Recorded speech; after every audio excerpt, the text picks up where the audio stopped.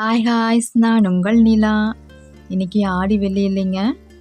இந்த பதிவு ஃபுல்லாக ஆடியோட சிறப்பை பற்றி நம்ம பார்க்கலாம் வாங்க. தமிழ் மாதத்தின் ஒவ்வொரு பெயருக்கும் ஒவ்வொரு சிறப்பு இருக்குது. அதன்படி பார்த்திங்கன்னா அம்மனுக்கு உகந்தது, விழாக்களுக்கு பஞ்சமே இல்லாததுன்னா அது ஆடி மாதத்தை நம்ம சொல்லலாம். ஆடிங்கிறது யார் தெரியுங்களா? ஆடிங்கிறது ஒரு தேவ மங்கையாமாங்க. ஒரு சமயம் பார்வதி தேவி ஈசனை பிரிஞ்சிருந்திருக்காங்க. அந்த சமயத்தில் சிவபெருமான் தனிமையில் இருக்கும்போது ஆடிங்கிற தேவக்குல பெண் பாம்பு உருவம் எடுத்து கையிலக்குள்ளே போயிட்டாங்க. கைலைக்குள்ளே போனது மட்டும் இல்லாமல் பார்வதி தேவியாகவே மாறி சிவபெருமான் பக்கத்தில் உட்காந்துட்டாங்க.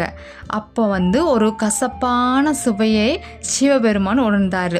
தன்னை நோக்கி வந்தவங்க பார்வதி இல்லைங்கிறது தெரிஞ்சுக்கிட்டாரு. அதனால் தன் சூலாயத்தால் ஆடியை அழிக்க முயன்றார். அப்போது சூலாயத்திலிருந்து வந்த அந்த தீப்பொறி ஆடியை புனிதமடைய செஞ்சதாமா. அப்போது ஆடி ஈசனை வணங்கி, ஒரு நிமிஷமாவது உங்களோட அன்பான பார்வை என் மீது பட வேண்டும் என்பதற்காக மட்டுமே நான் இப்படி நடந்து கொண்டேன், என்ன மன்னிச்சிடுங்க அப்படின்னு சொன்னாங்களாம். அதற்கு சிவபெருமானும், என் தேவி இல்லாத சமயம் நீ அவளை போல உருமாறி வந்தது தவறுதான். எனவே நீ இந்த பூ உலகில் கசப்பு சுவையுடைய மரமாக பிறப்பாய் என்று சாபம் கொடுத்தாராம். ஆடி மீண்டும் மனம் வருந்தி மன்னிப்பு கேட்டாங்க. அவள் விமோசனம் கேட்க, கவலை வேண்டாம், நீ மரமாகி போனாலும் ஆதி சக்தியின் அருளும் உனக்கு கிடைக்கும். சக்தியை வழிபடுவது போலவே உன்னையும் வழிபடுவார்கள். ஆடியாகிய உன் பெயரிலே ஒரு மாதம் பூலோகத்தில் அழைக்கப்படும்.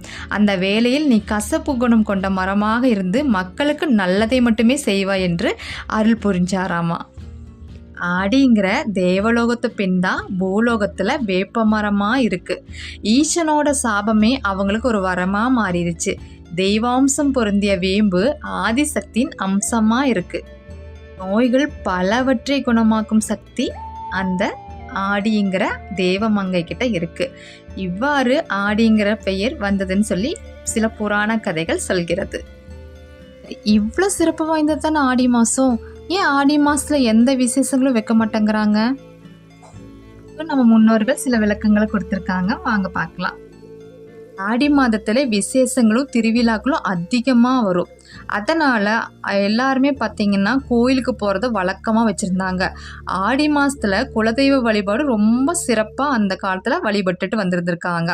அது மட்டும் இல்லாமல் கோயிலுக்கு போகிறது மற்ற நிகழ்ச்சி, அதாவது மற்ற சுப நிகழ்ச்சிகள் ஏதாவது வச்சோன்னா கோயிலுக்கு போகிறது தடைப்பட்டுருமேங்கிற ஒரே காரணத்துக்காக அவங்க மற்ற எல்லா நிகழ்ச்சிகளையுமே தவிர்த்திருக்காங்க. அது மட்டும் இல்லாமல் மழைக்காலங்கிறனால ஆடியில் விவசாயிகள் விதை விதைப்பார்கள். ஆடி மாதம் பார்த்திங்கன்னா பெரும்பாலும் வீடு கட்டுறது இதெல்லாம் பண்ண மாட்டாங்க. அதுக்கும் ஒரு விளக்கம் சொல்லியிருக்காங்க. என்னென்னா ஆடி மாதம் காற்றுக்காலம் மற்றும் மழைக்காலம், இந்த சமயங்களில் வீடு கட்டுறது அவ்வளோ உகந்தது கிடையாது. அதனால் இதை தவிர்த்திருக்காங்க. மாதிரி ஆடி மாதம் புதுமண தம்பதிகளை பிரித்து வைப்பாங்க. அது ஏன்னு கேட்டிங்கன்னா ஆடி மாதத்தில் ஒரு பெண் கருவுற்றாள்னா சித்திரை மாதத்தில் தான் குழந்தை பிறக்கும். சித்திரை மாதங்கிறது ரொம்ப வெயில் காலம். அந்த வெயில் காலத்தில் குழந்தை பிறந்தா குழந்தைக்கும் தாய்க்கும் அது ஒரு இதமான காலமாக இருக்காது. அதனால் புதுமண தம்பதிகளை பிரித்து வச்சுருக்காங்க. நம்ம முன்னோர்கள் பார்த்தீங்களா எப்படிலாம் இருந்திருக்காங்கன்னு. சரி, இப்போது ஆடி மாதத்தில் வர்ற ஒவ்வொரு வெள்ளிக்கிழமைக்கும் ஒவ்வொரு சிறப்பு இருக்குது. அது என்னன்னு பார்க்கலாங்களா? ஆடி மாதத்தில் பார்த்திங்கன்னா அம்மனோட சக்தி பல மடங்கு பெருகிருக்குன்னு சொல்லுவாங்க. இந்த ஆடி மாத வெள்ளிக்கிழமைகளில் கல்யாணம் ஆன பெண்கள் பார்த்திங்கன்னா விரதம் இருந்தால் மாங்கல்ய பலம் அதிகரிக்குன்னு சொல்லுவாங்க. அது மட்டும் இல்லாமல் இந்த வெள்ளிக்கிழமைகளில் யார் என்ன வேண்டிக்கிட்டாலும் கண்டிப்பாக நடக்குன்னு சொல்லுவாங்க. சரி, இப்போ ஒவ்வொரு வெள்ளிக்கிழமைக்கும் என்னென்ன சிறப்புன்னு சொல்லி நான் சொல்கிறேன். ஆடி மாதத்தோட முதல் வெள்ளி இன்னைக்கு ஸ்வர்ணம்பிகை அம்மனுக்கு உரியது. ஸ்வர்ணாம்பிகை அம்மன் பார்வதி தேவியோட இன்னொரு அவதாரம். இந்த ஃபஸ்ட்டு வர்ற ஆடி மாதத்தோட முதல் வெள்ளியின் போது ஸ்வர்ணாம்பிகை அம்மனை மனமுருகி வழிபட்டால் வீட்டில் செல்வ வளம் பெருகும். ஆடி மாதத்தின் இரண்டாம் வெள்ளி அங்காளம்மனுக்கு உகந்தது. காளி தேவியோட இன்னொரு அவதாரம் தான் அங்காளம்மன். ஆடி மாதம் 2ஆம் வெள்ளியின் போது அங்காளம்மனுக்கு பூஜை செஞ்சு வணங்கி வந்தால் நம்மளுக்கு புத்தி கூர்மை மற்றும் வீரமும் வலிமையும் அதிகரிக்கும்னு சொல்லுவாங்க. ஆடி மாதத்தின் 3ஆம் வெள்ளி அன்னை காளிகாம்பாளுக்கு உகந்தது. இந்த அம்மன் பார்வதி தேவியோட மற்றொரு அவதாரம் தான் காளிகாம்பாள். காளிகாம்பாளை 3வது வெள்ளிக்கிழமையும் போது வழிபட்டால் தைரியம் அதிகரிப்பதோடு ஆரோக்கியமும் மேம்படும். ஆடி மாதத்தின் 4ஆம் வெள்ளி இது காமாட்சி அம்மனுக்கு உகந்தது. இவர் சக்தியோட இன்னொரு அவதாரம் தான். இந்த ஆடி மாதத்தில் வர 4ஆம் வெள்ளியில் காமாட்சி அம்மனை வழிபடும் போது தீய சக்திகள் நீங்கும், திருமண தடை அகலும் மற்றும் குழந்தை பாக்கியம் கிடைக்கும். தம்பதிகளுக்குள்ள ஒரு அந்யோன்யம் பிறக்கும். ஆடி மாதத்தின் கடைசி வெள்ளி விஷ்ணு பகவானின் மனைவியான மகாலட்சுமிக்கு உரியது. இந்த கடைசி வெள்ளிக்கிழமையின் போது தான் வரலட்சுமி நோன்பு கடைபிடிக்கப்படும். இந்த பூஜை பார்த்திங்கன்னா திருமணமான பெண்களுக்கு ரொம்ப ரொம்ப முக்கியமான ஒன்று.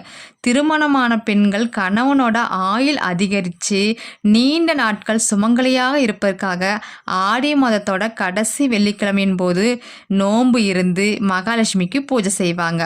மேலும் படையல் படைச்சு சுமங்கலி பெண்களுக்கு மஞ்சள் குங்குமம் எல்லாம் கொடுப்பாங்க.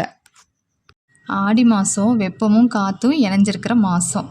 இந்த மாதத்தில் பார்த்திங்கன்னா உடல் உஷ்ணமான நோய்கள்லாம் வரும். அதுக்காக தான் நம்ம உடலை குளுமைப்படுத்தணுங்கிறதுக்காக கூழ், வேப்பிலை, மஞ்சள் அத்தனையும் வச்சு அம்மனை வழிபாடு செஞ்சுருக்காங்க நம்ம முன்னோர்கள். அதே மாதிரி இந்த மாதம் காற்று ரொம்ப பலமாக வீசும். அதனால் வீடு முழுவதும் புழுதி குப்பையமாக இருக்கும். ஆடிக்காட்டில் அம்மையும் நகரன்னு சொல்லுவாங்க இல்லைங்க. அதனால தான் இந்த நாளில் வீட்டை சுத்தமாக வச்சுருக்கோன்னு சொல்லிட்டு நம்ம முன்னோர்கள் பழக்கப்படுத்தியிருக்காங்க. ஆடி மாத வழிபாடுகளில் வேப்பிலையும் மஞ்சளும் கட்டாயம் இருக்கும். அம்மன் பிரசாதங்கள்லேயே பார்த்திங்கன்னா முக்கியமானதே கூழ் தான். கூழ் பார்த்திங்கன்னா உடலையும் வயிற்றையும் குளிர்ச்சிப்படுத்தும் பிரசாதம் கூழ் தான். கூழ் குடிப்பதனால பலவிதமான நோய்கள் நம்ம விடுபடலாம். ஓகே காய்ஸ், ஆடி மாதத்தோட சிறப்புகள் நிறையா பேர்த்துக்கு தெரிஞ்சிருக்கலாம், சில பேர்த்துக்கு தெரியாமல் இருக்கலாம். தெரியாமல் இருந்தவங்க தெரிஞ்சுக்கிட்டிங்கன்னா ஒவ்வொரு வெள்ளிக்கிழமையும் கண்டிப்பாக கோயிலுக்கு போங்க, நல்லா வேண்டிக்கோங்க எல்லாரும் நல்லா இருக்கணும்னு சொல்லிட்டு. வாழ்க்கை வாழ்வதற்கே வாழ்ந்து காட்டுவோம். தேங்க்ஸ் ஃபார் வாட்சிங்.